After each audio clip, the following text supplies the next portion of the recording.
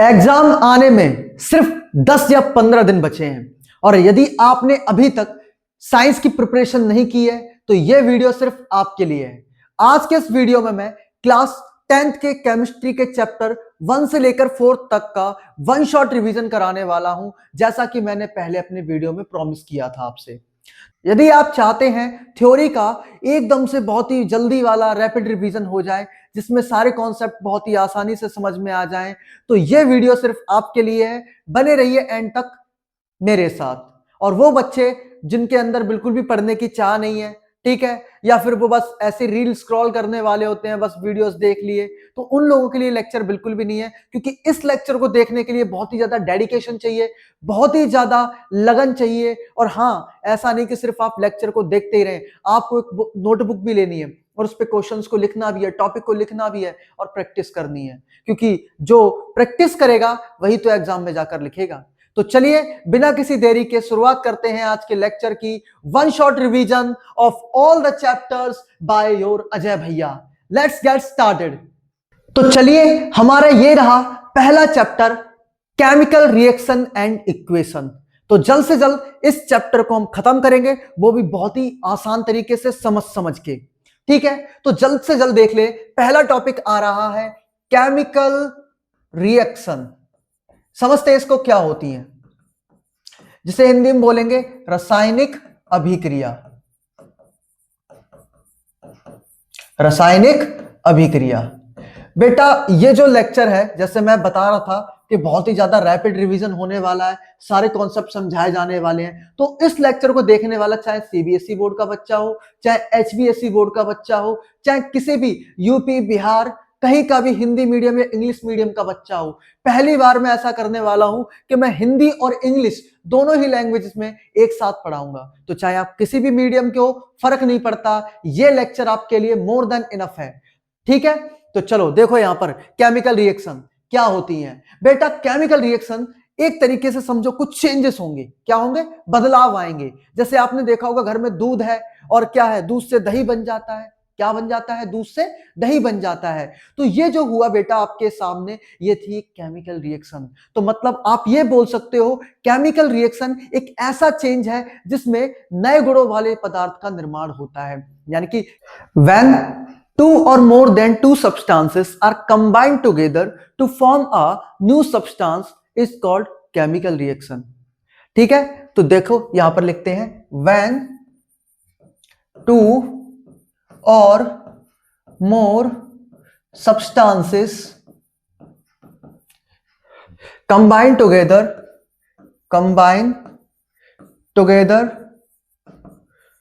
to form a new substance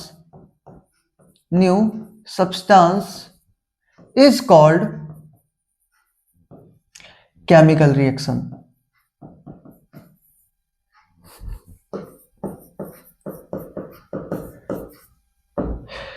मतलब simple सा है, दो या दो से अधिक चीजें, पदार्थ आएंगे, वो मिलकर जब एक नया पदार्थ बनाएंगे, ठीक है, तो उसी को हम क्या कहेंगे? रासायनिक अभिक्रिया, ठीक है। एग्जाम्पल देखिए, एग्जाम्पल के लिए हम क्या लेते हैं? मैग्नीशियम, और हमारे पास क्या है? ऑक्सीजन। तो जब मैग्नीशियम और ऑक्सीजन आपस में कंबाइन करेंगे तो ये बनाएंगे मैग्नीशियम ऑक्साइड। क्या बनाएंगे? ठीक है, चलिए सेकंड एग्जाम्पल देखते हैं। आपके पास क्या है? हाइड्रोजन और क्या है? Oxygen gas. ये दोनों कंबाइन करेंगे तो बनाएंगे वाटर, ठीक है। तीसरा पॉइंट आप देखिए, आपके पास क्या है? कॉपर ऑक्साइड और आपके पास है वाटर। आप इन दोनों को कंबाइन करेंगे तो बनेगा कैल्शियम। यह है कैल्शियम ऑक्साइड, यह है वाटर, तो बनेगा कैल्शियम हाइड्रोक्साइड, ठीक है। तो यहां पर हो क्या रहा है बेटा? दो सब्सटेंस मिलकर एक नया सब्सटेंस बना रहे हैं, दो सब्सटेंस मिलकर एक नया सब्सटेंस बना रहे हैं, और जहां पर ये होता है बेटा हम उसी को कहते हैं केमिकल रिएक्शन। अब आपको जो ध्यान देने वाली बात है, जो नोट में रखने वाली बात है, वो ये है कि भैया जो भी सब्सटेंस बनेगा, जो भी सब्सटेंस फॉर्म होगा, ठीक है, उसकी जो प्रॉपर्टीज होंगी, ठीक है, वो पुराने वाले सब्सटेंस से बिल्कुल नई होंगी। ठीक है, पुराने सब्सटेंस से न्यू होंगी। क्या होंगी बेटा? न्यू। जैसे देखो, मैग्नीशियम की प्रॉपर्टी बिल्कुल अलग है, ऑक्सीजन की प्रॉपर्टी बिल्कुल अलग है, और जो सब्सटेंस बना है मैग्नीशियम ऑक्साइड, वो इन दोनों से ही अलग है। ठीक है, ये बात दिमाग में रखना केमिकल रिएक्शन के बारे में। तो केमिकल रिएक्शन क्या है? एक इसमें दो या दो से अधिक सब्सटेंस मिलकर एक नया सब्सटेंस बनाते हैं, और जो नया सब्सटेंस बनेगा उसकी केमिकल प्रॉपर्टीज वो पुराने वाले से बिल्कुल नई होंगी। तो आपको ये बात समझ में आ गई? अगर समझ में आ गई है तो कमेंट सेक्शन में बता दो भैया समझ में आ गई है हमें ये वाली बात। ठीक है, तो चलिए आगे बढ़ते हैं। तो रिएक्टेंट और प्रोडक्ट को समझेंगे अब हम लोग। रिएक्टेंट और प्रोडक्ट, अरे यार बहुत सिंपल है। क्या सिंपल सा भैया? ऐसे दिमाग में लगाओ, रिएक्टेंट एंड प्रोडक्ट मतलब जो रिएक्शन में पार्टिसिपेट करे रिएक्टेंट, और रिएक्शन के दौरान जो चीज बनती है उसी को हम कहते हैं प्रोडक्ट। नहीं समझ में आया? देखो एग्जांपल से समझ में आएगा। जैसे मेरे पास था हाइड्रोजन, ठीक है, और मेरे पास है ऑक्सीजन। जब ये दोनों रिएक्शन करेंगे तो बनेगा वाटर। बेटा रिएक्शन में पार्टिसिपेट कौन कर रहा है? ये कर रहा है, तो ये क्या कहलाएंगे? रिएक्टेंट। क्या कहलाएंगे? रिएक्टेंट। और रिएक्टेंट को हम कहते हैं अभिकारक। क्या कहते हैं बेटा? अभिकारक। यानी कि जो अभिक्रिया में हिस्सा लेगा वो अभिकारक, और जो बना उसी को हम क्या कहते हैं? प्रोडक्ट। जो बना उसे क्या कहते हैं? प्रोडक्ट। और इसे कहते हैं उत्पाद। मतलब रासायनिक अभिक्रिया के दौरान जो भी नई चीज उत्पन्न होती है उसी को हम कहते हैं उत्पाद। अब बेटा, अब हमारा काम क्या है? हम स्पेशल सिंबल समझेंगे, जो कि हमारे लिए बहुत ही ज्यादा इंपॉर्टेंट है, क्योंकि जल्द से जल्द समझना है हमें। और हाँ, कॉपी पेन निकाल लेना है, तभी देखना है इस लेक्चर को, वरना कोई फायदा नहीं है। ठीक है, छोड़ दो यहीं पर अगर कॉपी पेन नहीं निकाल के बैठे हो तो। टॉपिक पे आ जाओ, स्पेशल सिंबल समझते हैं। देखो केमिकल रिएक्शन जब भी हम लिखते हैं या फिर केमिकल इक्वेशन लिखते हैं तो हमें कुछ स्पेशल सिंबल्स की जरूरत होती है। जैसे अगर कहीं पर भी आप देखो एस, तो इसका मतलब होता है सॉलिड। ठीक है, एस का मतलब सॉलिड, एल का मतलब लिक्विड।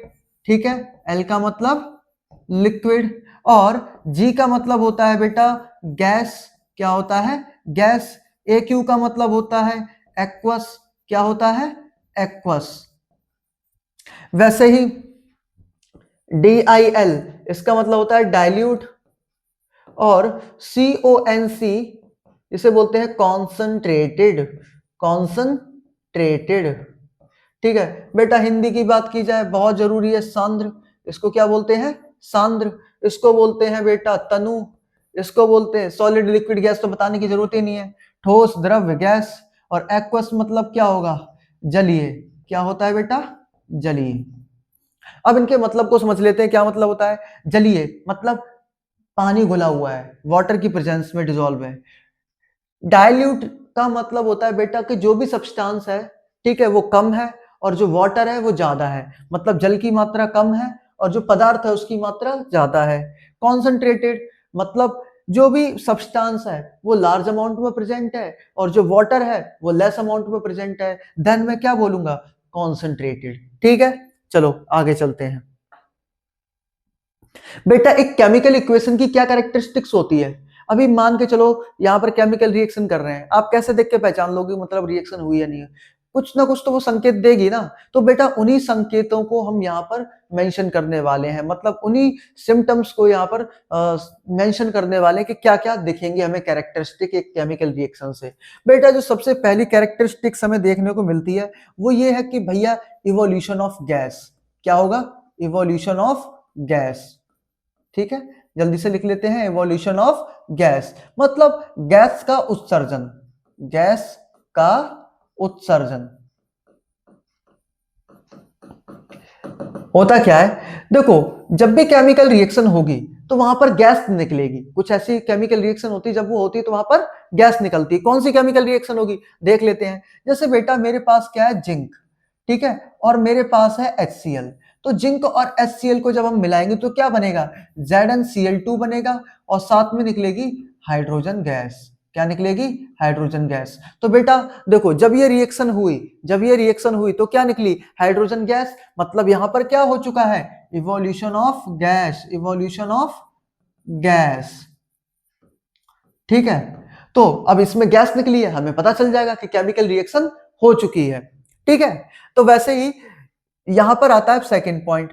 क्या आता है? सेकंड पॉइंट वो होता है कि भैया चलो इवोल्यूशन ऑफ गैस तो हो गया, change in colour, colour change हो जाए, ये मतलब रिएक्शन तो होगी, तो वहां पर क्या होना चाहिए? कलर चेंज होना चाहिए। तो यहां पर अगली हेडिंग हम लिखेंगे change in colour, change in colour, change in colour मतलब रंग में परिवर्तन, रंग में परिवर्तन।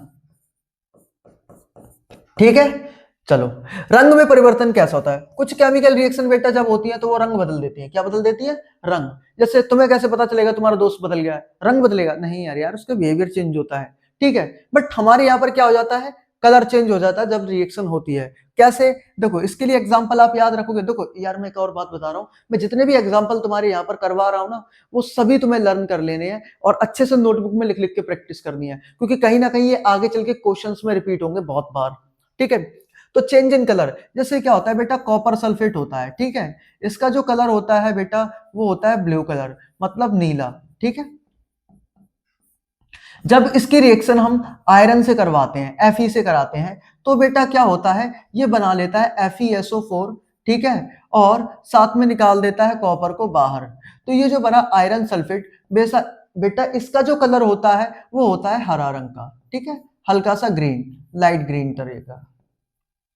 ओके, तो यहां पर क्या हो गया? कलर चेंज हो गया और मुझे पता चला केमिकल रिएक्शन हो चुकी है। ठीक है, थर्ड पॉइंट की बात हम करेंगे।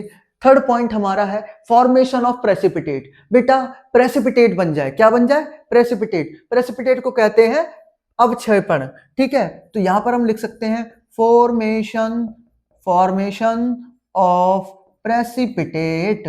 प्रेसिपिटेट मतलब अवक्षेपण का निर्माण, अवक्षेपण का निर्माण, अवक्षेपण का निर्माण। ठीक है, अब ध्यान से सुनना, अवक्षेपण का निर्माण कैसा है? कुछ केमिकल रिएक्शन कौन सी होंगी भैया जिसमें अवक्षेप बन जाए, यानी कि प्रेसिपिटेट बन जाए, तो क्या कहलाएंगी? Precipitation reaction. इसका भी एग्जांपल है जो आपको बहुत ही प्यार से याद रखना है, जैसा लिखवा रहा हूं वैसा ही याद कर लेना है। जैसे कि हम लोग क्या लेंगे? सोडियम सल्फेट लेंगे। ठीक है बेटा, क्या लेंगे? Sodium sulphate. ठीक है, इसकी रिएक्शन कराएंगे बैरियम क्लोराइड के साथ। किसके साथ कराएंगे? बैरियम क्लोराइड के साथ। तो बेटा यहां पर क्या होगा? यहां पर क्या होगा? ध्यान से देखो, यहां पर होगा BaSO4। क्या बनेगा? BaSO4 प्लस में यहां पर क्या हो जाएगा? NaCl। इधर क्या चला जाएगा? NaCl। ठीक है, अभी ये रिएक्शन बैलेंस नहीं है। ठीक है, आगे टॉपिक पढ़ेंगे बैलेंसिंग का, तो उसमें मैं करवा दूंगा कैसे होता है। तो बेटा ये रिएक्शन एक बार देख लो। ठीक है, और आगे चल के जब बैलेंसिंग का टॉपिक पढ़ेंगे तो इन्हीं सारी रिएक्शन को हम बैलेंस करेंगे। ठीक है, तो देखो यहां पर क्या हुआ? ये जो सब्सटेंस बनता है बेटा यही होता है प्रेसिपिटेट। अगर कहीं पर भी रिएक्शन में आप ये डाउन एरो देख लो, क्या देख लो? डाउन एरो, तो समझ जाना कि ये क्या दे रखा है आपको? प्रेसिपिटेट। क्या दे रखा है? प्रेसिपिटेट, या फिर हम बोलते हैं अवक्षेप। क्या बोलते हैं इसको? अवक्षेप।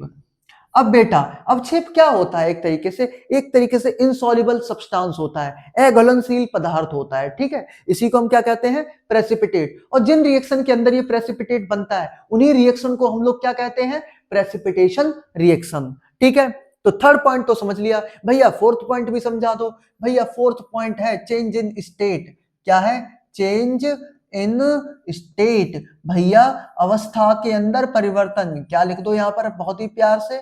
अवस्था में परिवर्तन, परिवर्तन। ठीक है, जैसे इसका भी एग्जांपल याद कर लेते हैं, बहुत ही छोटा सा है। जैसे हाइड्रोजन, ये क्या होती है बेटा? गैस, प्लस में ऑक्सीजन, ये भी क्या है? गैस। बट जब आपस में दोनों कंबाइन करती हैं तो बनाती हैं H2O। क्या बनाती हैं बेटा?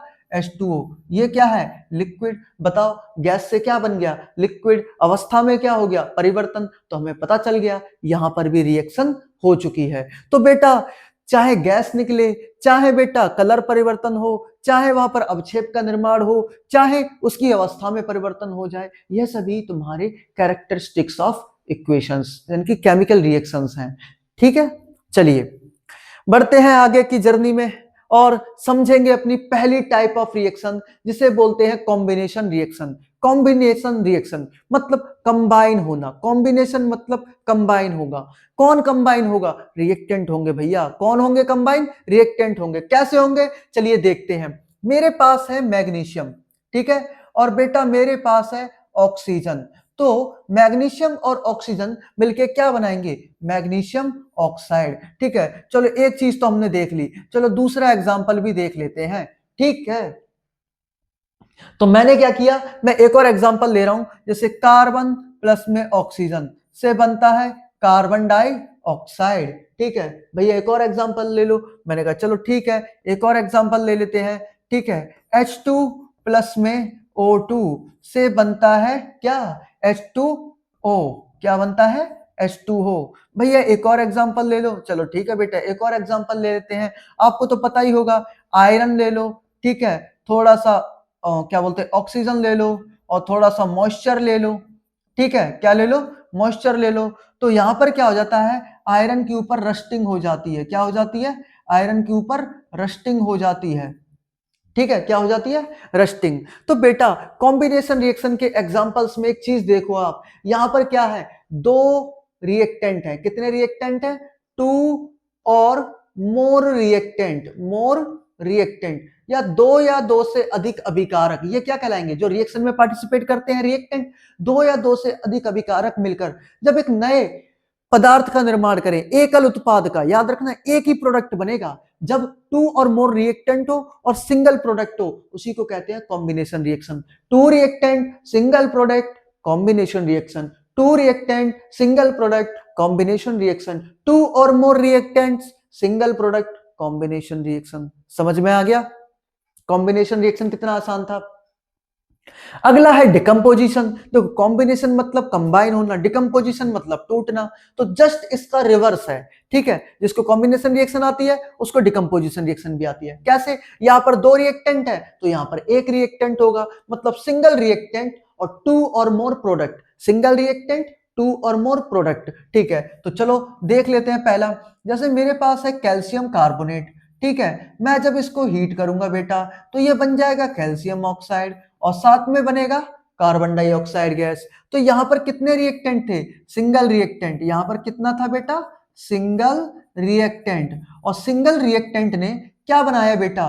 To or more product. क्या बना दिया? To or more product. तो बताओ क्या बिल्कुल डिफरेंट हो गई कि नहीं हो गई बात? बहुत बढ़िया, समझ में आ गई यानी कि तुम्हें। ठीक है, दूसरा मैंने क्या किया, इस बार अलग तरीके से किया है काम, ध्यान से देखना। मैंने लिया AgCl, ठीक है, या फिर मैंने लिया AgBr। ओके, इसमें क्या कर दिया मैंने? सनलाइट डाल दी। क्या डाल दी? इस पे भी सनलाइट और इस पे भी क्या डाल दी? सनलाइट। तो मैंने क्या नोटिस किया? ये टूट गया Ag में और ये टूट गया Cl2 में। ठीक है बेटा, और ये किस में टूट गया? Ag में, और ये टूट गया Br2 में। ओके, तो देखो यहां पर भी क्या हो रहा है बेटा, ये जो सिंगल रिएक्टेंट है दो या दो से अधिक प्रोडक्ट में टूट जा रहा है। ओके, तो चलिए अब तीसरे एग्जांपल देख लेते हैं। हमारे पास है वाटर। ठीक है, मैंने क्या किया, इसके अंदर इलेक्ट्रिसिटी फ्लो करवा दी, मतलब विद्युत धारा प्रवाहित कर दी। क्या कर दी? विद्युत धारा प्रवाहित कर दी। तो ये यानी कि हाइड्रोजन गैस अलग हो जाएगी और ऑक्सीजन गैस अलग हो जाएगी। फिर से भैया, single reactant two or more product, single reactant two or more product, single reactant two or more product, मतलब एकल अभिकारक दो या दो से अधिक उत्पाद। ठीक है, तो बेटा ये डिकम्पोजिशन किस किस के द्वारा हुई? सबसे पहले हमने यूज किया हीट का। ठीक है, हमने यूज किया सनलाइट का, मतलब प्रकाश का। ठीक है, यहां पर लिख देता हूं प्रकाश, तुम्हें समझ में आ जाएगा। यहां पर हमने यूज किया विद्युत धारा का। ठीक है, विद्युत का। तो बेटा यहां सभी जगहों पर आपने क्या किया? विघटन किया है। आपने यहां पर अपघटन किया है, आपने यहां पर डिकम्पोजिशन किया है। और डिकम्पोजिशन करने के लिए आपने तीन चीजों का इस्तेमाल किया। आपने ऊष्मा का यूज किया, आपने प्रकाश का इस्तेमाल किया, और आपने विद्युत धारा का किया। तो याद रखना, जो डिकम्पोजिशन होता है वो तीन चीजों द्वारा हो जाता है: ऊष्मा, प्रकाश, विद्युत धारा। और जब यही डिकम्पोजिशन हीट के द्वारा हो तो हम बोलते हैं इस डिकम्पोजिशन को बेटा नया नाम देते हैं थर्मल डिकम्पोजिशन। क्या नाम देते हैं? Thermal decomposition. ठीक है, और जब यही डिकम्पोजिशन होता है सनलाइट की प्रेजेंस में तो हम बोलते हैं इसको photolytic decomposition. Photo electrolytic decomposition, ठीक है, डिकम्पोजिशन। चलो, अब यही चीज जब इलेक्ट्रिसिटी के साथ होती है तो हम इसको क्या बोलते हैं, इलेक्ट्रोलाइटिक, इलेक्ट्रोलाइटिक डिकम्पोजिशन, ठीक है, क्या बोलते हैं, इलेक्ट्रोलाइटिक डिकम्पोजिशन। हिंदी वाले बच्चे इसको बोल सकते हैं ऊष्मीय वियोजन। क्या बोलेंगे, ऊष्मीय वियोजन। ऊष्मा के द्वारा वियोजन होना मतलब ऊष्मीय वियोजन। फोटोलाइटिक मतलब प्रकाशीय वियोजन, क्योंकि प्रकाश के द्वारा हो रहा है तो प्रकाशीय वियोजन, ठीक है। और साथ ही साथ अगर इलेक्ट्रोलाइटिक डिकम्पोजिशन है, इसका मतलब क्या है, इसको हम बोल सकते हैं विद्युत अपघटन। क्या बोलेंगे, विद्युत अपघटन, ठीक है। तो सिंपल था ना, जब ऊष्मा के द्वारा ऊष्मीय, जब प्रकाश के द्वारा प्रकाशीय, विद्युत के द्वारा विद्युतीय, ठीक है। अपघटन, अपघटन ही तो जोड़ना है। वैसे इंग्लिश इंग्लिश वाले बच्चे क्या बोलेंगे, इंग्लिश वाले बच्चे क्या बोलेंगे, thermal decomposition, photolytic decomposition and electrolytic decomposition. समझ में आ गई ये वाली बात। चलो बहुत बढ़िया, ठीक है। ये सारी रिएक्शन जितनी भी मैंने लिखी हैं ये सब तुम्हारी खोपड़ी के अंदर होनी चाहिए, ठीक है। ये नहीं कि मतलब भूल जाओ, समझ गए, कोई फायदा नहीं है फिर मेरे पढ़ाने का, मैं अगेन कह रहा हूं, ठीक है। अब हम समझेंगे एक्सोथर्मिक एंड एंडोथर्मिक को, बहुत आसान है, ठीक है। एक्सो मतलब हीट निकलना, एक्सो मतलब हीट निकलना, मतलब ऊष्मा छेपी, इसको हम क्या बोलते हैं बेटा, ऊष्मा छेपी, ठीक है। और एंडोथर्मिक मतलब हीट देना, ठीक है, इसको हीट देना मतलब ऊष्मा शोषी, ठीक है, ऊष्मा शोषी। तो कैसे करते हैं, चलो देखते हैं। कुछ ऐसी रिएक्शंस होती हैं, जब वो होती हैं तो उनके अंदर से हीट रिलीज होती है। क्या होती है, हीट रिलीज, मतलब हीट निकले। जैसे आपने देखा होगा जब भी हम सांस छोड़ते हैं तो उसमें हीट रिलीज होती है, तो रेस्पिरेशन क्या हो गया, एक्सोथर्मिक प्रोसेस हो गई। जब भी हम सांस छोड़ते हैं ऊष्मा निकलती है, मतलब ऊष्मा छेपी, तो मतलब C6H12O6, ठीक है बेटा। ये ग्लूकोस है, जब ऑक्सीजन के कांटेक्ट में आता है और इसका जब दहन होता है, कंबशन होता है बेटा, क्या होता है, कंबशन। हम यहां पर लिख देते हैं दहन। जब इसका दहन होगा तो क्या होगा, ये CO2 में टूट जाएगा, साथ ही साथ वाटर रिलीज करेगा और यहां पर प्रोड्यूस करेगा हीट, मतलब कि ऊष्मा। और फिर तो हमें पता ही है, जब जिस अभिक्रिया में ऊष्मा निकले उसी को हम क्या कहते हैं, ऊष्मा छेपी। Those reaction in which heat is released as product is called exothermic reaction. चलो दूसरा एग्जांपल देख लेते हैं जो बहुत ही ज्यादा जरूरी रहने वाला है हमारे लिए, और वह है हमारे पास, हमने क्या किया, क्विक लाइम लिया। इसको क्या बोलते हैं, क्विक लाइम। क्या बोलते हैं, क्विक लाइम, मतलब बिना बुझा चूना, बिना बुझा चूना, ठीक है, बिना बुझा चूना। इसके अंदर क्या मिलाएंगे, वाटर मिलाएंगे। क्या मिलाएंगे, वाटर। अब बेटा जैसे इस बिना बुझा चूने के अंदर हम वाटर मिलाएंगे तो क्या होगा, ये हो जाएगा, बुझ जाएगा, यानी कि बुझा हुआ चूना, ठीक है। तो ये बनता है कैल्शियम हाइड्रोक्साइड, और इसे हम बोलते हैं बेटा स्लैग्ड लाइम। क्या बोलते हैं, स्लैग्ड लाइम। बट खास बात पता है क्या होती है, इसके साथ हीट रिलीज होती है। क्या होती है बेटा, हीट रिलीज, मतलब ऊष्मा निकलती है। और हम तो जानते हैं जिसके साथ भी ऊष्मा निकलेगी वो ऊष्मा छेपी अभिक्रिया कहलाएगी। क्या कहलाएगी, ऊष्मा छेपी अभिक्रिया। वैसे ही हमारे पास है एक नई ऊष्मा शोषी, मतलब जहां पर ऊष्मा देनी पड़े। तो देख लो पहला एग्जांपल, जहां पर ऊष्मा देनी पड़े, मैंने लिखा कैल्शियम कार्बोनेट। बेटा इसको ऊष्मा दोगे तभी ये रिएक्शन होगी, अदरवाइज नहीं होगी। तो ये बनेंगे प्रोडक्ट, याद रख लेना, heat given then product is formed, मतलब एंडोथर्मिक, हीट गिवन की जा रही है इसके अंदर, ठीक है। सेकंड रिएक्शन देखो, इसका एग्जांपल जो है एंडोथर्मिक का, वो ये है कि लेड नाइट्रेट। बेटा हम क्या लेंगे, लेड नाइट्रेट, ठीक है। इसको जब हम हीट करेंगे तो क्या बनेगा, PbO बनेगा, साथ में NO2 गैस निकलेगी, साथ में ऑक्सीजन गैस निकलेगी, ठीक है बेटा। ये जो NO2 होता है ये भूरे रंग का धुआं होता है, ठीक है, भूरे रंग का धुआं। समझ में आ गया, ब्राउन कलर का होता है, ठीक है, गैस का कलर, ओके। और ये जो कंपाउंड बनता है बेटा, ये होता है आपका येलो कलर का। कैसा हो जाता है, येलो कलर का, ठीक है। तो जहां पर ऊष्मा देनी पड़े ऊष्मा शोषी, जहां पर ऊष्मा निकले ऊष्मा छेपी, जहां पर एनर्जी गिवन की जाए वो मतलब एंडोथर्मिक, जहां पर हीट रिलीज हो वह होता है एक्सोथर्मिक, ठीक है। चलो आगे बढ़ते हैं। अगला है डिस्प्लेसमेंट रिएक्शन। तुम यहां पर देखो क्या है, मेरे पास कॉपर सल्फेट है और कॉपर सल्फेट का जो सॉल्यूशन होता है बेटा वो ब्लू कलर का होता है, मतलब नीले रंग का होता है। कॉपर सल्फेट का विलयन नीले रंग का होता है। जैसे ही इसके अंदर हमने लोहे की कील डाली तो क्या हुआ, लोहे की कील पर क्या हो गया बेटा, ठीक है, यहां पर देखो लोहे की कील पर क्या हुआ, जंग लग गई और ये जो सॉल्यूशन है ये बेटा थोड़ा हल्के हरे रंग का हो गया। व्हाट्स द रीजन, ऐसा क्यों हुआ? तो बेटा यहां पर घटी है डिस्प्लेसमेंट रिएक्शन, और डिस्प्लेसमेंट रिएक्शन के अंदर more reactive metal less reactive metal को उसके सॉल्यूशन से डिस्प्लेस कर देता है? ये क्या बोल दिया भैया आपने, बताता हूं। एक अधिक अभिक्रियाशील धातु कम अभिक्रियाशील धातु को उसके विलयन से विस्थापित कर देती है। जैसे समझो यहां पर कॉपर सल्फेट था, कॉपर सल्फेट, ठीक है, और कॉपर सल्फेट किसके साथ रिएक्शन करेगा, आयरन के साथ। आयरन कहता है मैं बहुत ही ज्यादा रिएक्टिव हूं, I am more reactive, more reactive, ठीक है, यानी कि बहुत अधिक अभिक्रियाशील हूं मैं, ठीक है। और कॉपर तेरी तो मैं बैंड बजा दूंगा because I am more powerful than you. तो ये कहेगा कॉपर सल्फेट का विलयन के अंदर, मतलब कॉपर सल्फेट का जो सॉल्यूशन है उसके साथ कौन था, कॉपर।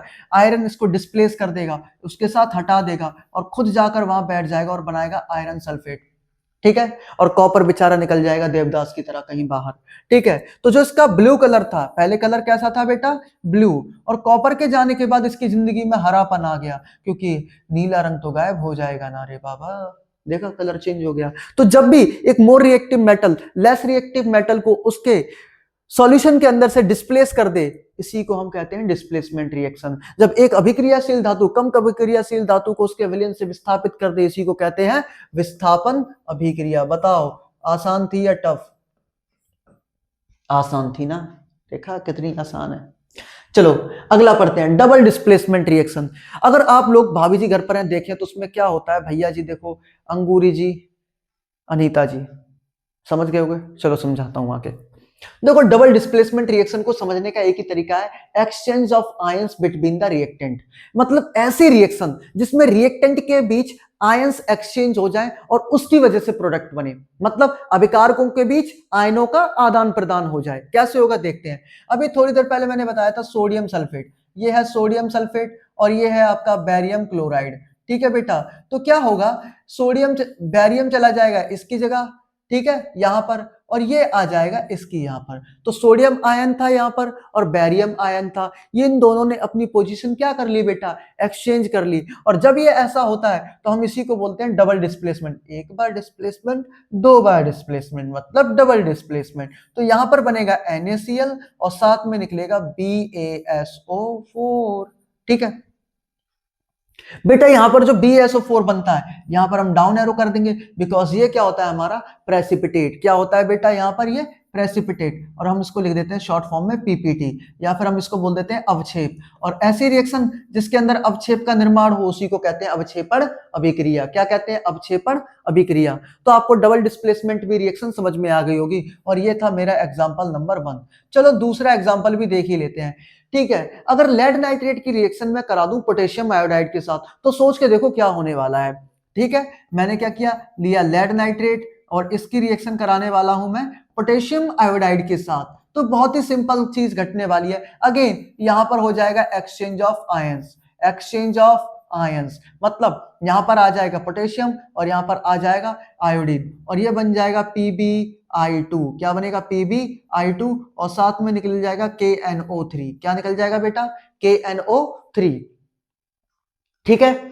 चलो ये तो बन गया हमारे पास, आपने देख ही लिया बेटा। ये जो होता है ये भी होता है प्रेसिपिटेट और इसका कलर भी होता है येलो। कैसा होता है बेटा, येलो। ये बात आपको दिमाग में रखनी है। तो देखा, exchange of ions indicates that double displacement reaction, ठीक है। चलो आगे बढ़ते हैं।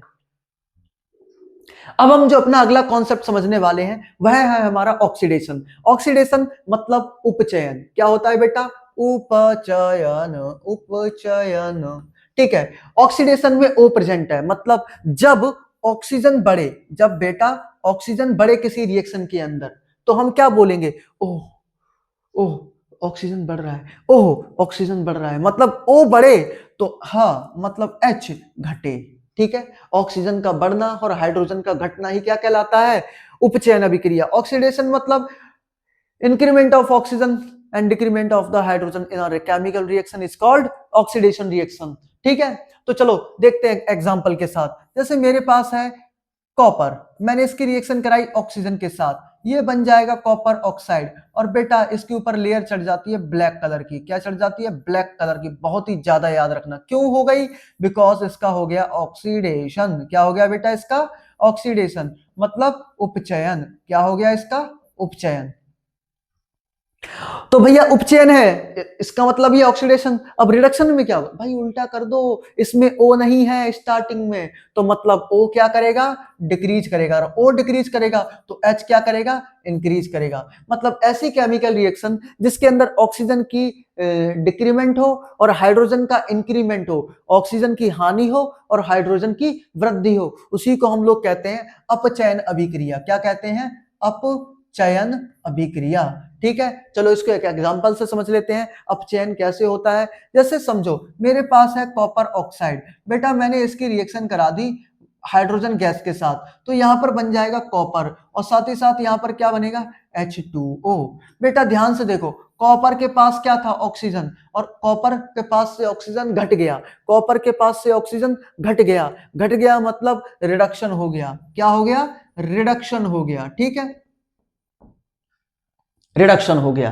ठीक है, ये सभी एग्जांपल आपको दिमाग में रखने हैं, वो भी बिना किसी कंफ्यूजन के।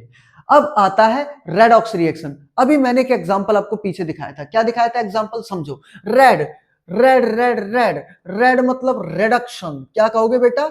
रिडक्शन।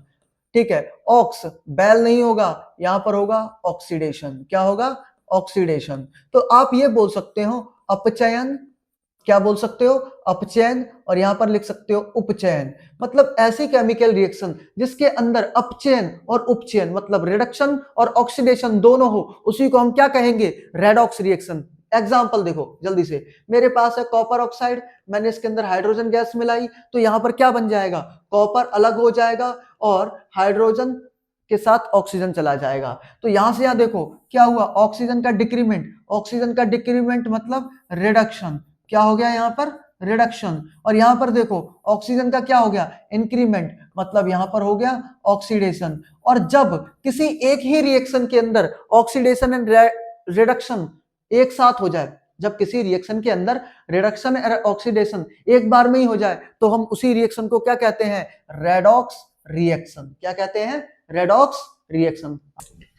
तो हम अब समझ लेते हैं अपने अगले टॉपिक रेंसिडिटी को। ठीक है, एक बार माइक चेक कर लूं, हाँ सब सही है। चलो समझते हैं अगले टॉपिक रेंसिडिटी को। कभी कभी क्या होता है, आपने बेटा नोटिस तो किया ही होगा, क्या नोटिस किया होगा? जब गर्मियां आती हैं, ठीक है, गर्मियों में या सर्दियों में हम अपना खाना खुला हुआ छोड़ दें। क्या छोड़ दें बेटा? खाना खुला हुआ छोड़ दें, तो कुछ टाइम बाद जो ऑयली फूड होता है उसके अंदर से एक अजीब सी स्मेल आने लगती है। बेटा उस फूड के अंदर से जो स्मेल आ रही है उसी को हम बोलते हैं रेंसिडिटी। क्या होता है? जब भी मेरा कोई ऑयली फूड, बेटा क्या, ये मेरा फूड है, ठीक है, ये ऑयली है, ठीक है, मतलब तेल एवं वसायुक्त, तेल एवं वसायुक्त। ठीक है बेटा, जब तेल एवं वसायुक्त भोजन वायु के संपर्क में आता है, किसके संपर्क में आता है? वायु के संपर्क में आता है, तो इसके अंदर से एक अजीब सी स्मेल आने लगती है। क्या आने लगती है बेटा? अजीब सी स्मेल आने लगती है। और हम इसी प्रोसेस को क्या कहते हैं बेटा? हम इसी प्रोसेस को कहते हैं रेंसिडिटी। क्या कहते हैं? रेंसिडिटी, मतलब विकृत गंधता।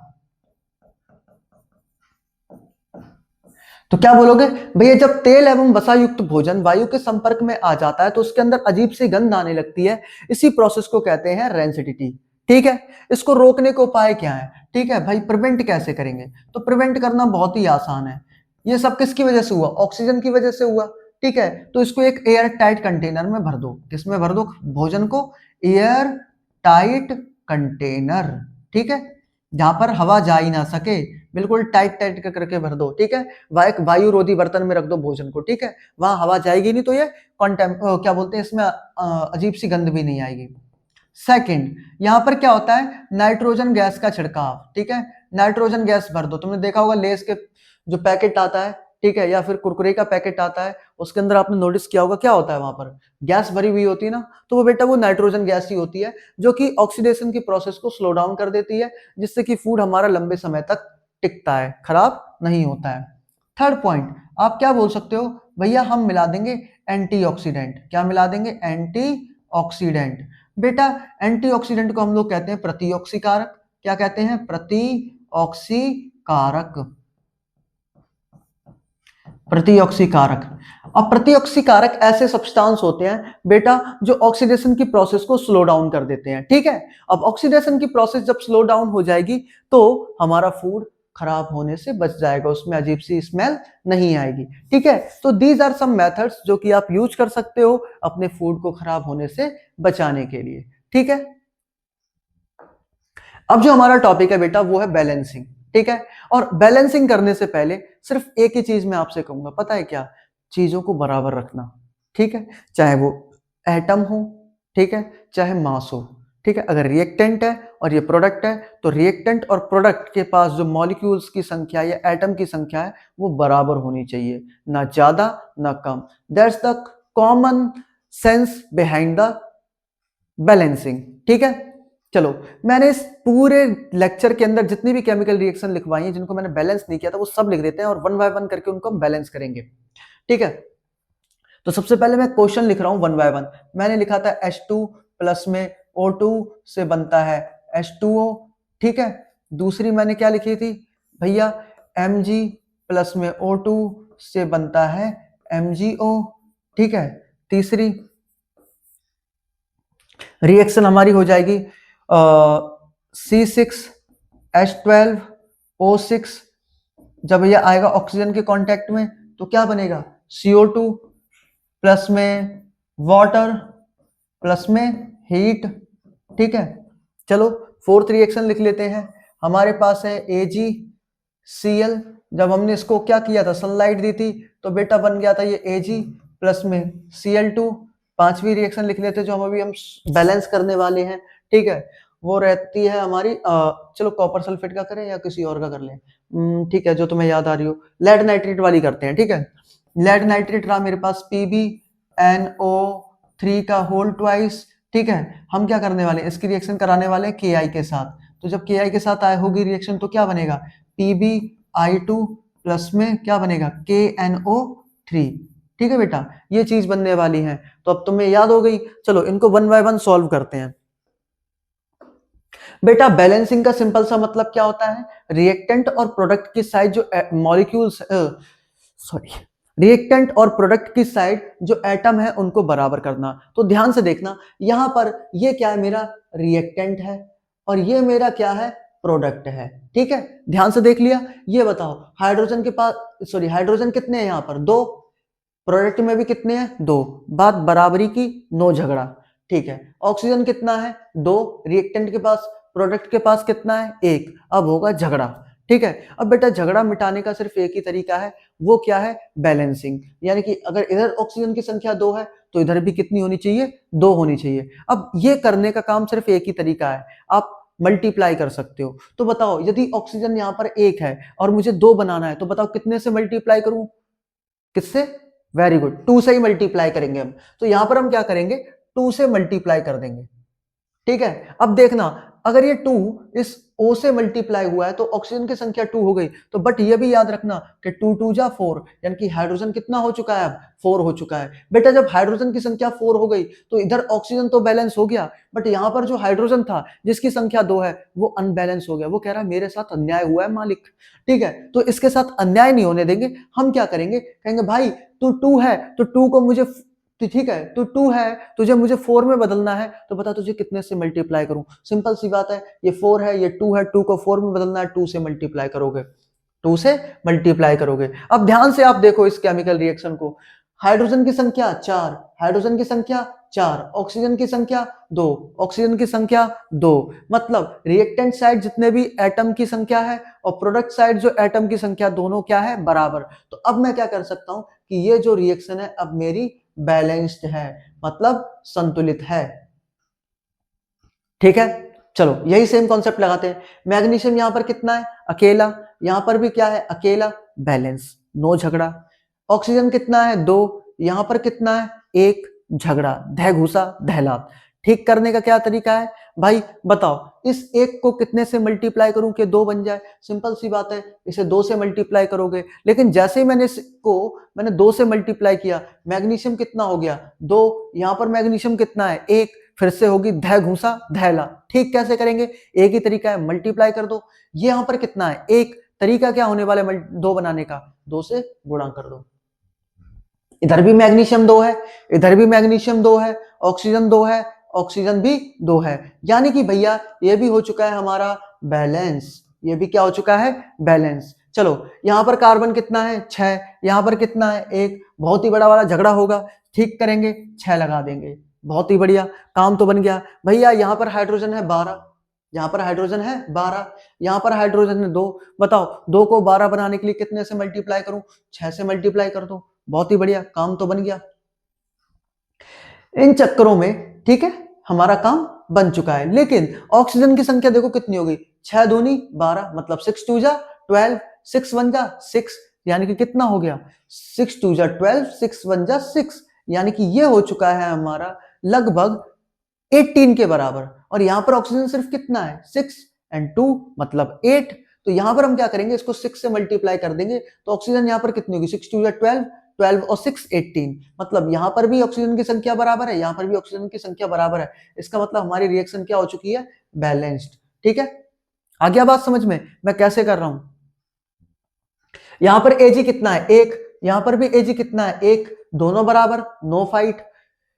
ठीक है, यहां पर सीएल कितना है 1, यहां पर सीएल कितना है 2, भाई जम के ध घूसा दहला, तो भाई लड़ाई तो होने नहीं देंगे। यहां पर सीएल 1 है, कितने से मल्टीप्लाई कर दो 2 से, भाई एजी भी अब 2 हो गया, यहां पर एजी 1 है तो मल्टीप्लाई कर दो 2 से, ये भी बराबर हो गया। और मैं क्या कहूंगा, ये भी रिएक्शन मेरी क्या है? बैलेंस्ड है। ठीक है, चलो इसको देख लेते हैं। यहां पर जो पीबी है 1 है, यहां पर भी पीबी 1 है, नो फाइट, सब कुछ ठीक है। यहां पर ध्यान से देखो बेटा, NO3 कितना है 2, और यहां पर NO3 कितना है अकेला, भाई जम के लड़ाई होगी। NO3 यहां पर कितना है 2, यहां पर NO3 कितना है अकेला, तो हम क्या करेंगे, इसे 2 से मल्टीप्लाई कर देंगे। कितने से मल्टीप्लाई कर देंगे? 2 से। बेटा K कितना हो चुका है 2, यहां पर K कितना है 1, फिर से लड़ाई होगी तो इसे भी 2 बनाएंगे मल्टीप्लाई करके। अब देखो ये सारी की सारी रिएक्शन क्या हो चुकी है? बैलेंस हो चुकी है। ठीक है, आप देख लेना सभी जगह बैलेंस हो चुकी है ये। ठीक है, तो फाइनली ये चैप्टर हमारा खत्म हुआ। ठीक है, बैलेंसिंग के कॉन्सेप्ट के साथ। अब हमारा चलने वाला है सेकंड चैप्टर। तो अब हम अपने इस वन शॉट की जर्नी के आ गए हैं अगले पड़ाव पर, और चैप्टर का नाम है एसिड बेस एंड सॉल्ट, यानी कि अम्ल क्षार एवं लवण। ठीक है, तो सबसे पहले हम समझते हैं कि जी ये जो यहां पर लिखा हुआ है एसिड, इसको हम क्या बोलते हैं हिंदी में? अम्ल। ठीक है, अम्ल। और बेस को क्या बोलते हैं? क्षारक। ठीक है जी, चलो समझते हैं एसिड क्या होता है। मान के चलते हैं ये मेरे पास एक बीकर है, ठीक है, और इसमें क्या है, मेरे पास कोई भी वाटर है। ठीक है, यहां पर कोई भी एक्वस सॉल्यूशन है। ठीक है, तो हमने क्या किया, इसके अंदर एक सब्सटेंस को डाला बेटा, और जैसे ये सब्सटेंस, ठीक है, जैसे ये सब्सटेंस गया इसके अंदर, इसने क्या किया, H+ आयन प्रोड्यूस किया। क्या प्रोड्यूस किया? H+ आयन प्रोड्यूस किया। तो यदि बेटा अगर किसी भी पदार्थ को मैंने, किसी भी सब्सटेंस को मैंने, ठीक है, वाटर के अंदर मिलाया, ठीक है, एक्वस सॉल्यूशन के अंदर डिसॉल्व किया, और उसने H+ आयन प्रोड्यूस किया सॉल्यूशन के अंदर, तो मैं इस सब्सटेंस को बोलूंगा एसिड। क्या बोलूंगा? एसिड। ठीक है, तो हम ये बोल सकते हैं इस डायग्राम की मदद से, भैया ऐसे सब्सटेंस मतलब ऐसे पदार्थ जो जलीय विलयन में, क्या, एक्वस सॉल्यूशन में, जलीय विलयन में, यानी कि एक्वस सॉल्यूशन में H+ आयन प्रोड्यूस करें, उन्हें हम एसिड यानी कि अम्ल कहते हैं।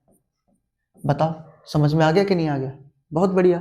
अब समझो बात इसके बारे में, जो बेटा अम्ल होते हैं, इससे तो ये पता चल गई बात कि भैया ये H+ आयन क्या करते हैं, प्रोड्यूस करते हैं। H+ आयन को ये प्रोड्यूस करते हैं, ठीक है, in aqueous solution, in aqueous solution. ये तो आपको आवाज समझ में आ गई होगी। कि मतलब जलीय विलयन में अम्ल H+ आयन उत्पन्न करते हैं। दूसरी बात बेटा, they are sour in taste, sour in taste. इसका मतलब बेटा ये है कि जो ये सब्सटेंस होते हैं बेटा, ये खट्टे होते हैं स्वाद में। कैसे होते हैं? खट्टे। सॉर का मतलब क्या है? सॉर इन टेस्ट का मतलब ये स्वाद में खट्टे होते हैं। तीसरी बात बेटा, ये जो एसिड है बेटा, ये होते हैं कोरोसिव इन नेचर। क्या होते हैं बहुत ही भैया? Corrosive in nature. कोरोसिव का मतलब क्या है भैया? अगर एसिड को किसी भी मेटल वेटल के ऊपर डाल दिया तो उसको गला देंगे, ठीक है। अगर शरीर के ऊपर गिर गए तो शरीर के जला देंगे, ठीक है। समझ में आए? कोरोसिव होते हैं।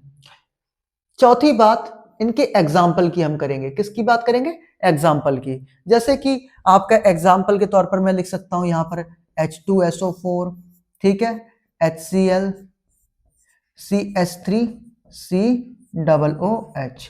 बेटा ये जो चीजें मैंने लिखी है ये सभी क्या है? आपके एसिड के एग्जाम्पल हैं, ठीक है। अब पांचवी बात जो यहां से पता लगा सकते हो वो ये है कि भैया इनका जो पीएच होता है वो 7 से कम होता है, ठीक है। यानी कि जितने भी एसिड होते हैं भैया इनका जो पीएच होता है वो 7 से कम होता है, ठीक है। वैसे ही समझ लेते हैं बेस को। फिर से एक बीकर बना लेंगे, इसमें भर दिया हमने एक्वा सॉल्यूशन। यहाँ पर डालेंगे जैसे कोई भी सब्सटेंस को, बेटा क्या डाला हमने?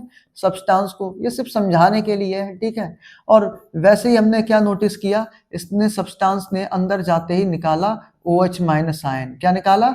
OH minus ion. तो बेटा ऐसे पदार्थ जो जलीय विलयन में, जो जलीय विलयन में, ठीक है, यहाँ पर लिख सकता हूँ एक्वा सॉल्यूशन, ठीक है, एक्वा सॉल्यूशन में जाते ही OH माइनस आयन प्रोड्यूस करें, ऐसे सब्सटेंस को हम क्या बोलते हैं? बेस, मतलब क्षारक। क्या कहते हैं? क्षारक। आगे बात समझ में? तो डेफिनेशन तो समझ में आई गई होगी। चलो बहुत बढ़िया, इसके प्रॉपर्टीज के बारे में जान लेते हैं कुछ कुछ। पहला बेटा, दे प्रोड्यूस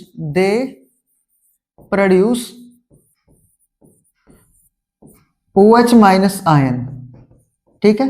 किसमें करेंगे? एक्वा सॉल्यूशन में। सही बात है। चलो पहला पॉइंट हो गया। सेकंड पॉइंट की बात करेंगे भैया, ये क्या होते हैं? सॉर इन टेस्ट, तो they are bitter in taste, they are bitter in taste. मतलब भैया ये जो स्वाद में होते हैं कड़वे होते हैं। बिटर का मतलब क्या होता है? कड़वे, ठीक है। थर्ड पॉइंट जो हमें पता होनी चाहिए एसिड बेस के बारे में, दे आर कोरोसिव, ठीक है। ये भी कोरोसिव होते हैं बट उतने ज्यादा नहीं होते, ठीक है। तो यहां पर लिखते हैं ये भी कोरोसिव ही होते हैं बट उतने ज्यादा नहीं होते, ठीक है। तो यहां पर हम लिख सकते हैं इसकी जगह सोपी, ठीक है। ये क्या होते हैं? स्लिपरी होते हैं। क्या होते हैं? स्लिपरी होते हैं। दे आर स्लिपरी, ठीक है, एंड सोपी, ठीक है, मतलब चिकने होते हैं, ठीक है। फोर्थ पॉइंट भैया, इनका जो पीएच होता है वो 7 से ज्यादा होता है। इनका जो पीएच है वो 7 से ज्यादा होता है, ठीक है। पांचवी बात भैया, एग्जाम्पल क्या रहेंगे इनके? अब एग्जाम्पल जैसे NaOH, ठीक है बेटा, KOH पोटेशियम हाइड्रोक्साइड, ठीक है। एक और हो गया NH4OH अमोनियम हाइड्रोक्साइड, ठीक है। ये सभी किसके एग्जाम्पल है? बेस के एग्जाम्पल है, ठीक है। समझ में आ गया? ठीक है, आगे बढ़ते हैं। तो अब जो हमारा अगला टॉपिक है, ठीक है, वो है इंडिकेटर्स। अब एसिड और बेस को पहचानने के लिए बेटा हमें किसी ना किसी चीज की जरूरत पड़ेगी। मुझे कैसे पता चलेगा कि वो एसिड है बेस है? अच्छा, रमेश कह रहे हैं कि भैया जी चाट के पता कर लेंगे, बिकॉज एसिड क्या होते हैं? खट्टे।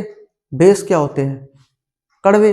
तो खट्टे कड़वे ऐसे पता चल जाएगा। अरे गधे हो क्या? बिल्कुल ऐसा नहीं करना है, इंडिकेटर्स का यूज करना है, ठीक है। तो हम क्या यूज करने वाले हैं? इंडिकेटर्स का यूज, और पता करेंगे कि ये जो गिवन कंपाउंड है एसिड है या फिर बेस। तो इंडिकेटर्स क्या होते हैं? एक तरीका से ऐसे सब्सटेंस होते हैं बेटा, इंडिकेटर्स क्या होते हैं? ऐसे सब्सटेंस होते हैं जो कि पता लगा लेते हैं। क्या पता लगा लेते हैं? डिटेक्ट कर लेते हैं कि जो सब्सटेंस है बेटा वो एसिड है या फिर बेस है। क्या है हमारे पास? जो दिया गया सब्सटेंस है वो एसिड है या बेस है, ठीक है। चलो, हमारे पास जो इंडिकेटर्स होते हैं बेटा वो मेनली 3 टाइप के हैं, ठीक है। यहाँ पर तो हमारा पहले टाइप का जो इंडिकेटर है उसे बोलते हैं नेचुरल इंडिकेटर। क्या बोलते हैं बेटा?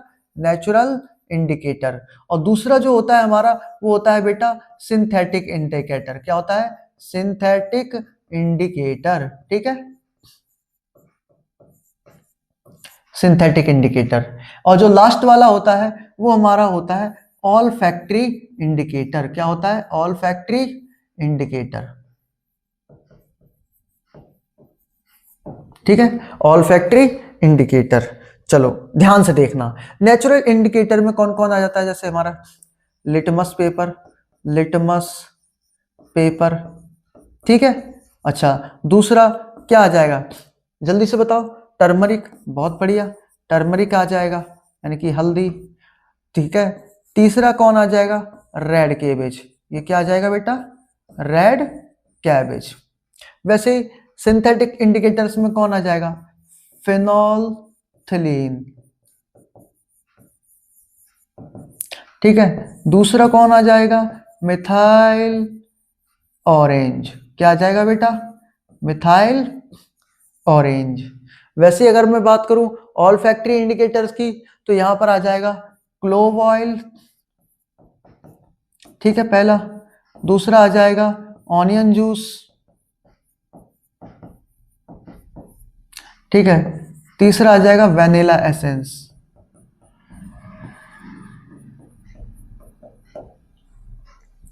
ठीक है, अब बेटा आपको तो एक बात याद ही होगी। ठीक है, आप ये याद रखना कि जो लिटमस पेपर होता है, क्या होता है बेटा? Litmus paper. ठीक है, जो हमारे पास क्या होता है?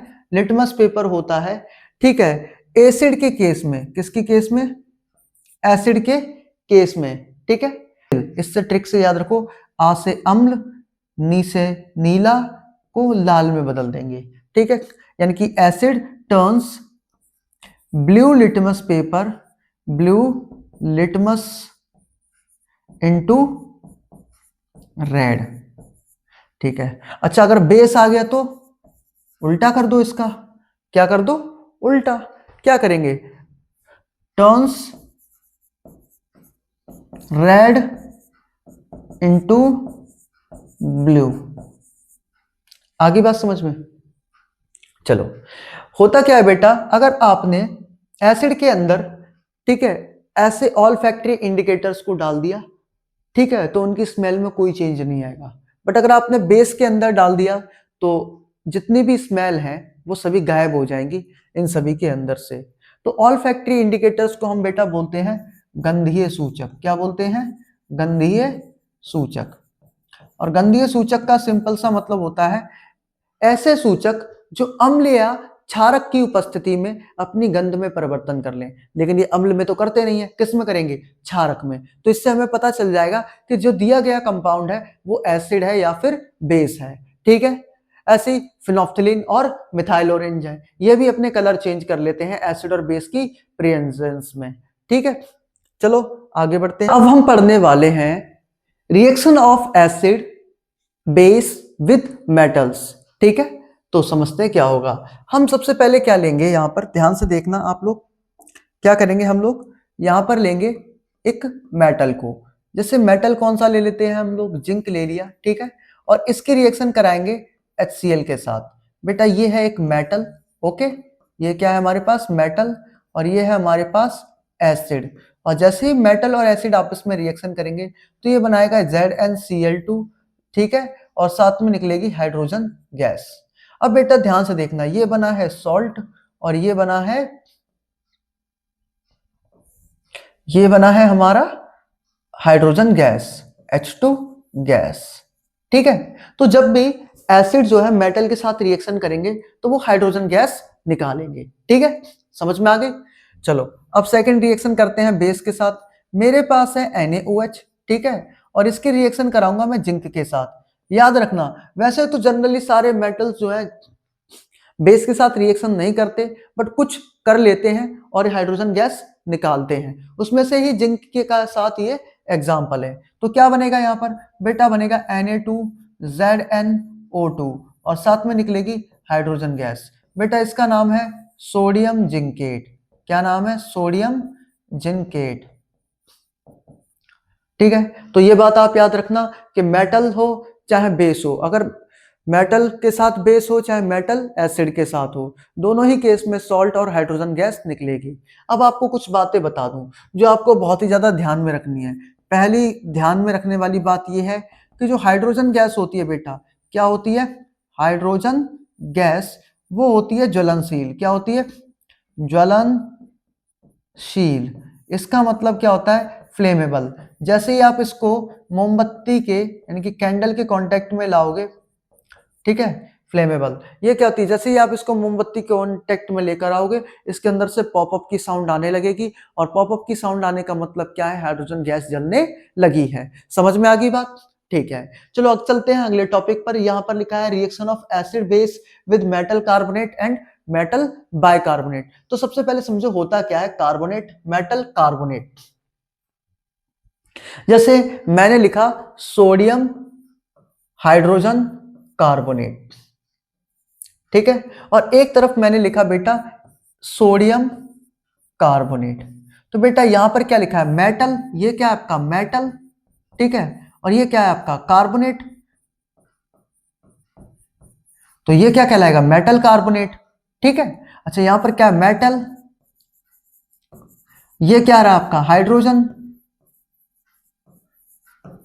और ये क्या है? कार्बोनेट।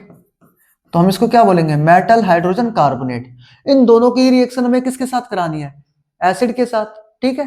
तो यहां पर क्या करेंगे? हम डाल देते हैं मान लो HCl, और यहां पर भी क्या डाल देते हैं? HCl। अब आप ये अपने दिमाग में रख लो बात कि बेटा अगर हम चाहे मेटल कार्बोनेट लें चाहे मेटल हाइड्रोजन कार्बोनेट लें, और दोनों के अंदर अगर रिएक्शन कराएंगे एसिड के साथ, तो तीन चीजें बनेंगी: salt, water, carbon dioxide. Salt, water, carbon dioxide. अब आपको पता ही सॉल्ट में क्या होगा? NaCl, और बाकी दो चीजें तो आपको पता ही है, सोडियम क्लोराइड। तो सॉल्ट तो पता चल ही गया, अब आपको पता ही है बाकी चीजें क्या होंगी, है ना। तो ये याद रखना है कि भैया जब भी रिएक्शन जो है, चाहे मेटल हाइड्रोजन कार्बोनेट हो चाहे मेटल कार्बोनेट हो, अगर दोनों की रिएक्शन जो होगी सोडियम के साथ होगी, तो बेटा ये यही काम करने वाले हैं, ठीक है। चाहे सॉरी एसिड के साथ होगी तो यही काम करने वाले हैं। अब है reaction of acid with metallic oxide.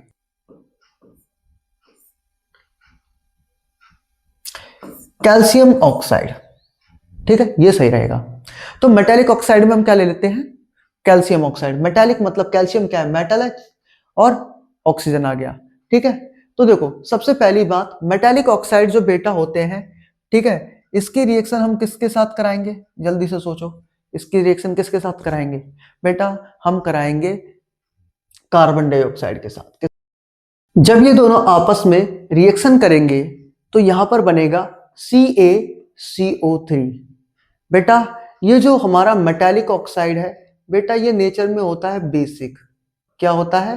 Basic. और जो कार्बन डाइऑक्साइड गैस होती है बेटा, ये होती है एसिडिक, मतलब ये होती है अम्लीय। क्या होती है? अम्लीय। और ये हमारी जो है ये होती है क्षारकीय। क्या होती है बेटा? क्षारकीय, ठीक है। तो आपको पता है जब भी अम्ल और क्षार आपस में अभिक्रिया करते हैं, आपने क्लास में तो पढ़ ही रखा होगा पहले भी, जब भी अम्ल और क्षार आपस में अभिक्रिया करते हैं तो बनता है लवण। क्या बनता है? लवण, जिसे हम बोलते हैं सॉल्ट। क्या बोलते हैं? सॉल्ट, ठीक है। तो जब भी हमारे मेटालिक ऑक्साइड रिएक्शन करेंगे एसिड के साथ, तो बेटा वो क्या बनाएंगे? सॉल्ट बनाएंगे, ठीक है। क्योंकि मेटालिक ऑक्साइड की जो प्रॉपर्टी होती है वो होती है बेसिक। अच्छा अब ये बताओ, अगर एक बेस है तो क्या बेस के साथ रिएक्शन करेगा? नहीं करेगा।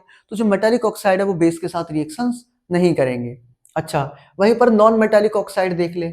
नॉन मेटालिक ऑक्साइड के लिए हम एग्जांपल ले लेते हैं कार्बन डाइऑक्साइड गैस का। तो क्योंकि कार्बन डाइऑक्साइड गैस की, ठीक है, नॉन मेटालिक ऑक्साइड है, ठीक है। तो नॉन मेटालिक ऑक्साइड मतलब CO2।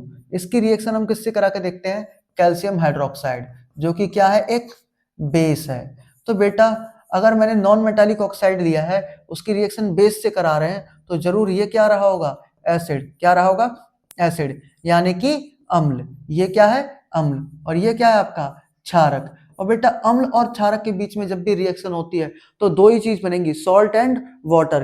तो यहां पर क्या बन जाएगा, सॉल्ट CO3 CaCO3 और साथ में निकलेगा क्या, H2O। क्या निकलेगा, H2O। ठीक है, मतलब सॉल्ट एंड वाटर। तो कभी कभी पेपर में पूछ लेता है कि अच्छा एक बात बताओ, अभी तो चलो ठीक है मैंने CO2 मिलाया, अगर CO2 को एक्सेस अमाउंट में कर दिया तो क्या होगा। तो बेटा याद रखना, अगर CO2 एक्सेस अमाउंट में है तो जो घटना घटने वाली वो ध्यान से देखना क्या होगा, CaCO3 प्लस में H2O। ये तो बना ही था यहाँ पर, क्योंकि अब जो हमारे पास CO2 है वो एक्सेस अमाउंट में है, तो ये फर्दर रिएक्शन करेगी। क्या करेगी बेटा, फर्दर रिएक्शन करेगी और एक सॉल्युबल कंपाउंड बनाएगी जिसे बोलते हैं कैल्शियम हाइड्रोजन कार्बोनेट। क्या बोलते हैं बेटा, कैल्शियम हाइड्रोजन कार्बोनेट। ठीक है, ये कंपाउंड बन जाएगा। ठीक है, वाटर सॉल्युबल। ये बात याद रखना, हमेशा कभी भी पेपर में पूछी जा सकती है। चलिए आगे बढ़ते हैं। न्यूट्रलाइजेशन रिएक्शन, अरे भैया अभी तो पढ़ के आए हैं, दो दो एग्जांपल कर लिए, अभी भी समझ में नहीं आया क्या आपको। न्यूट्रलाइजेशन रिएक्शन जो अभी पहले की थी वही न्यूट्रलाइजेशन रिएक्शन थी। तो मतलब बेटा सुनना, जब एसिड, ठीक है, जब एसिड और बेस, क्या बेटा, जब एसिड और बेस आपस में रिएक्शन करते हैं तो ये बनाते हैं सॉल्ट, ठीक है, और ये बनाते हैं वाटर। ठीक है बेटा, इसी रिएक्शन को हम लोग कहते हैं न्यूट्रलाइजेशन रिएक्शन। तो जब अम्ल और क्षारक, जब अम्ल और क्षारक आपस में अभिक्रिया करके लवण तथा जल बनाते हैं, क्या बनाते हैं, लवण तथा जल का निर्माण करते हैं, उसी को हम क्या कहते हैं, न्यूट्रलाइजेशन रिएक्शन। ठीक है, एग्जाम्पल देख लेते हैं। जैसे मेरे पास है HCl और मेरे पास है क्या, NaOH। ठीक है, तो बेटा जब ये आपस में रिएक्शन करेंगे तो बनाएंगे सॉल्ट, सॉल्ट होता है NaCl और साथ में क्या बनाएंगे, वाटर। ठीक है, ये रहा एग्जाम्पल हमारा। तो बेटा एक बार CBSE में भी और HBSE में भी क्वेश्चन पूछा जा चुका है। ठीक है, कि आप ये बताइए, अगर मैं एनर्जी के आधार पर पूछूं, है ना, on the basis of energy, तो ये रिएक्शन का टाइप क्या होगा, ये एक्सोथर्मिक है या एंडोथर्मिक है। तो मैं आपको एक चीज बता दूं कि जब भी ये न्यूट्रलाइजेशन रिएक्शन होती है, जब भी एसिड बेस आपस में रिएक्शन करते हैं, तो बेटा यहां पर नोट करके लिख लो कि यहां पर एनर्जी रिलीज होती है, एनर्जी रिलीज होती है। और जहां कहीं भी एनर्जी रिलीज हो उसी को हम क्या कहते हैं, एक्सोथर्मिक। क्या कहते हैं, एक्सोथर्मिक रिएक्शन। एक्सोथर्मिक रिएक्शन मतलब ऊष्मा छेपी अभिक्रिया। क्या कहेंगे, ऊष्मा छेपी अभिक्रिया। आगे बात समझ में, बहुत बढ़िया, आ जानी चाहिए अब तो बात। चलो आगे बढ़ते हैं। आप how does base acid base conduct electricity. अरे भैया ये पूछ रहा है कि आप ये बताइए एसिड और बेस आपस में इलेक्ट्रिसिटी कैसे कंडक्ट करते हैं, इसका चलो जवाब ढूंढते हैं। ठीक है, अब आप क्या करेंगे, ध्यान से देखना। आपने क्या किया, एक बीकर लिया, ठीक है, मैंने क्या किया, इस एक्वा सॉल्यूशन के अंदर डाल रखा है HCl को। और बेटा आपको तो ये पता ही है HCl क्या होता है, हमारा एसिड होता है। ठीक है, इधर भी मैंने एक बीकर लिया, इसके अंदर भी मैंने डाल दिया किसको, जल्दी से बताओ, मैंने डाल दिया NaOH को। ठीक है, किसको डाल दिया बेटा, NaOH को एक्वा सॉल्यूशन के अंदर। हम इसके अंदर डाल देंगे दो रॉड। ठीक है, क्या डाल देंगे, दो रॉड। अब इस रॉड को क्या जोड़ देंगे, एक बैटरी से जोड़ देंगे और यहां पर लगा देंगे एक बल्ब। क्या लगा देंगे, बल्ब। ठीक है, अब सुनो, जैसे ही स्विच ऑन होगा बेटा, जैसे ही स्विच ऑन होगा तो हम ये नोटिस करेंगे कि दोनों ही केस में बल्ब ये हमारा जल जाएगा, बल्ब जल जाएगा। क्यों, जैसे हम विद्युत धारा यानी कि इलेक्ट्रिसिटी पास करेंगे तो एक्वा सॉल्यूशन में जाते ही जो हमारा एसिड है, कौन, HCl, एक्वा सॉल्यूशन में जाते ही, कहां जाते हुए, एक्वा सॉल्यूशन में जाते ही टूट जाएगा H+ और Cl- आयन में। अब बेटा क्या होगा, सॉल्यूशन के अंदर दो आयन मौजूद है, कौन, H+ आयन मौजूद है और Cl- आयन मौजूद है। तो बेटा यही आयन्स क्या करेंगे, मूव करेंगे। क्या करेंगे, मूव करेंगे, और इनके मूव करने से क्या होगा, करंट बनेगा। क्या बनेगा, करंट बनेगा, और करंट के बनने से क्या हो जाएगा, बल्ब ग्लो कर जाएगा, बल्ब ग्लो कर जाएगा। ठीक है, आगे बात समझ में। अच्छा, वैसे सुनो, यहां पर जैसे स्विच ऑन किया जाएगा तो ये वाला बल्ब भी क्या कर जाएगा, ग्लो कर जाएगा। इसका रीजन क्या है कि जो सोडियम हाइड्रोक्साइड है बेटा, ये एक बेस है, और जैसे ही इसको एक्वा सॉल्यूशन के अंदर मिलाया जाता है तो ये टूट जाता है Na+ और OH- आयन में। तो बेटा ये क्या है, आयंस, और आयंस क्या करेंगे, अब मूव करेंगे, और जब आयंस मूव करेंगे तो क्या बनेगा, इलेक्ट्रिसिटी। क्या बनेगी, इलेक्ट्रिसिटी, और इलेक्ट्रिसिटी के बनने से बल्ब ग्लो करेगा। तो इससे ये पता चलती है बात कि दोनों के दोनों ही बोथ, हम क्या बोल सकते हैं, both conduct electricity, both conduct electricity. क्यों करते हैं, बिकॉज दोनों के पास ही आयंस होते हैं। ठीक है, लेकिन आपको एक बात ध्यान में रखनी है, क्या रखनी है, ज्ञान की बात। ये क्या है आपकी, ज्ञान की बात, और ज्ञान की बात क्या होने वाली है, ध्यान से सुनो। पहला, ग्लूकोज, ग्लूकोज एंड इथेनॉल, ठीक है बेटा, दारू, ठीक है, ये दोनों के दोनों ही इलेक्ट्रिसिटी कंडक्ट नहीं करते, इलेक्ट्रिसिटी कंडक्ट नहीं करते, ठीक है, बिकॉज इनके अंदर आयंस प्रोड्यूस होंगे ही नहीं। ठीक है, आयंस में ब्रेकडाउन बहुत ही कम होता है, ना के बराबर, तो इस वजह से आयंस प्रोड्यूस नहीं होंगे, तो ये भी इलेक्ट्रिसिटी कंडक्ट नहीं करेंगे। पेपर में क्वेश्चन ये पूछा जा सकता है। अच्छा, अब एक चीज समझो, पीएच स्केल होता क्या है। तो बेटा पीएच इसका मतलब होता है एक तरीके से पावर ऑफ हाइड्रोजन। तो पीएच स्केल क्या करती है बेटा, आप जो अपने दिमाग में रखेंगे वो ये वाला पॉइंट रखेंगे, ये भैया ये पता लगाती है concentration of H+ ion in the solution. क्या करती है, मेजर, मेजर करती है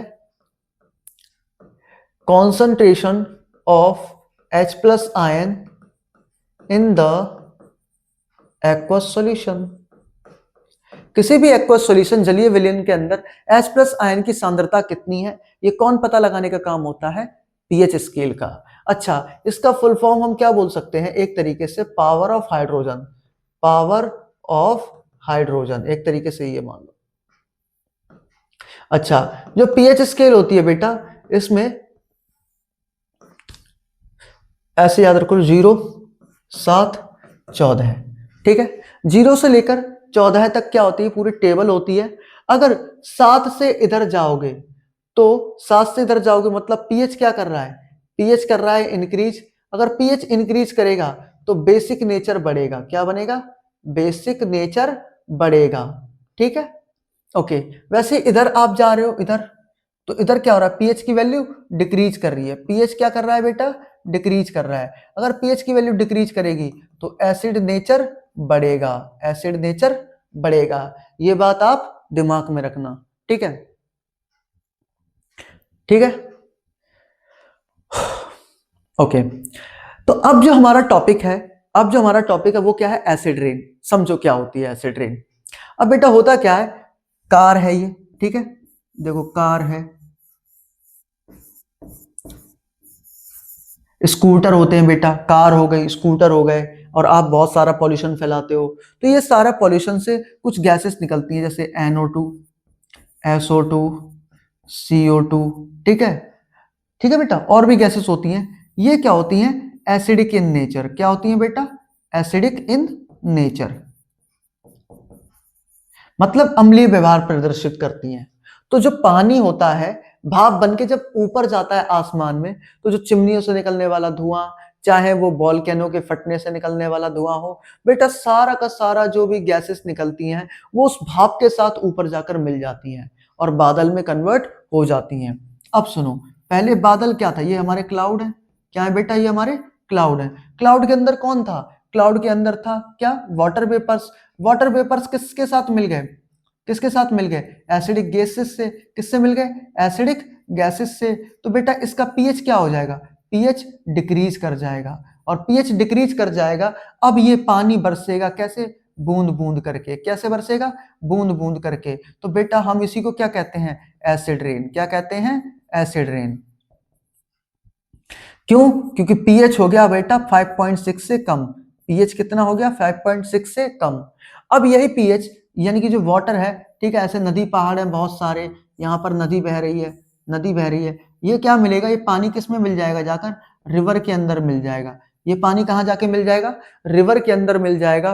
और रिवर के अंदर मिलने के बाद जो यहाँ पर फिश वगैरह हैं, क्या है बेटा, ये फिश वगैरह हैं, ठीक है। इन फिश वगैरह की जो लाइफ है ये बहुत ही ज्यादा सर्वाइवल हो जाएगा मुश्किल, क्योंकि इनको जिंदा रहने के लिए एक निश्चित पीएच वैल्यू की जरूरत होती है, जो कि पीएच की वैल्यू डिक्रीज हो जाने से अनस्टेबल हो गया, बदल गया, तो ये जो फिश वगैरह या एक्वाटिक एनिमल्स हैं इनको जीना बहुत मुश्किल हो जाएगा और इनकी डेथ होने लगेगी, ठीक है। तो इसीलिए जो एसिड रेन है, ठीक है, वो खतरनाक है जलीय जीवन के लिए।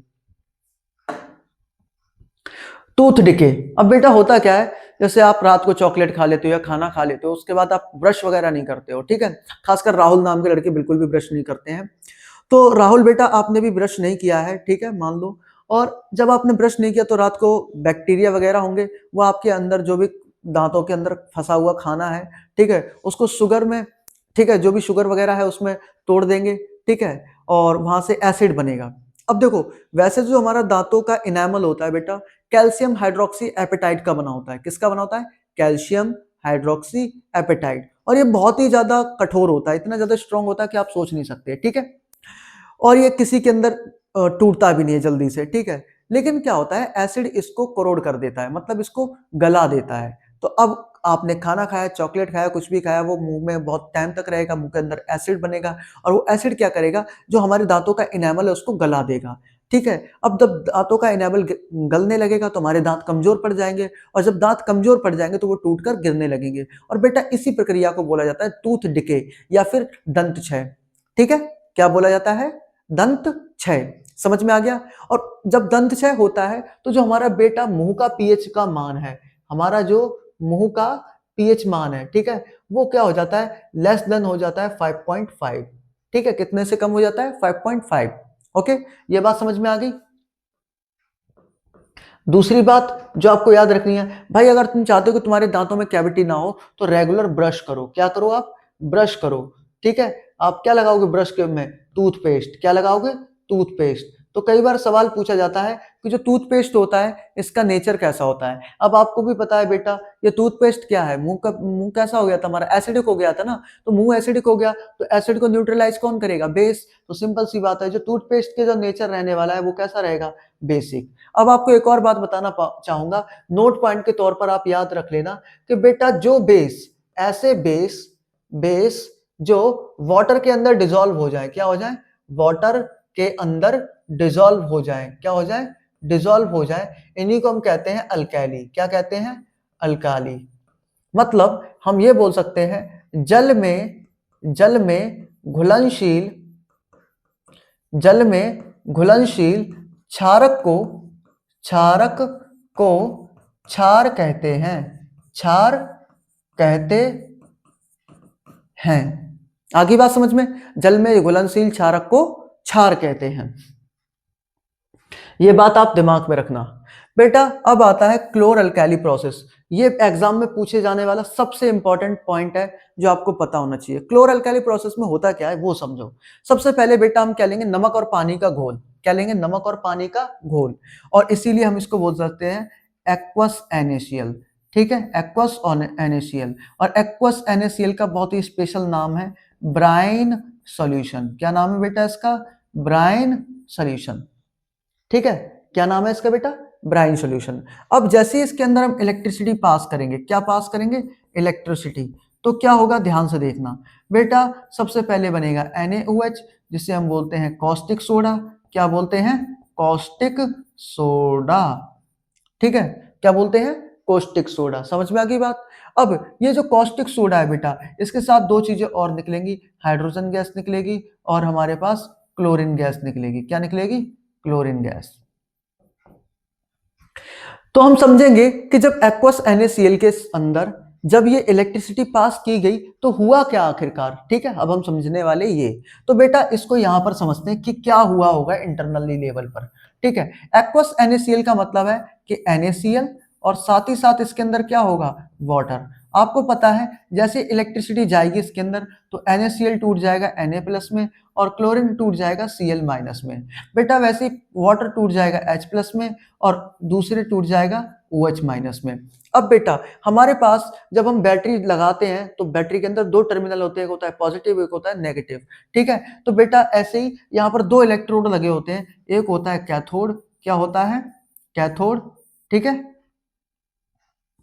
एक होता है हमारे पास एनोड, ठीक है। एनोड पर जाएगा पॉजिटिव चार्ज, इसका मतलब जो कैथोड होता है वो होता है नेगेटिवली चार्ज्ड, और जो एनोड होता है वो पॉजिटिव टर्मिनल होता है। तो बेटा नेगेटिव को कौन अट्रैक्ट करेगा? पॉजिटिव। अब भैया यहाँ देखो दो हैं पॉजिटिव, ये वाला जाएगा ये वाला जाएगा। तो बेटा अभी आप वो छोटी क्लास में, मैं आपको ये सिर्फ बता देता हूं कि यहाँ पर यूज होगी प्रोफेशनल डिस्चार्ज थ्योरी, जो कि क्लास 12th का टॉपिक है। तो अभी के लिए तुम सिर्फ ये जान लो कि इन दोनों में से जो सबसे पहले डिस्चार्ज होगा जाकर वो हाइड्रोजन होगा। अभी के लिए सिर्फ याद कर लो, क्योंकि वो प्रेफरेंशियल डिस्चार्ज थ्योरी है, तुम्हारे सिलेबस में है नहीं, तो बस थोड़ा सा बता देता हूं क्या होता है।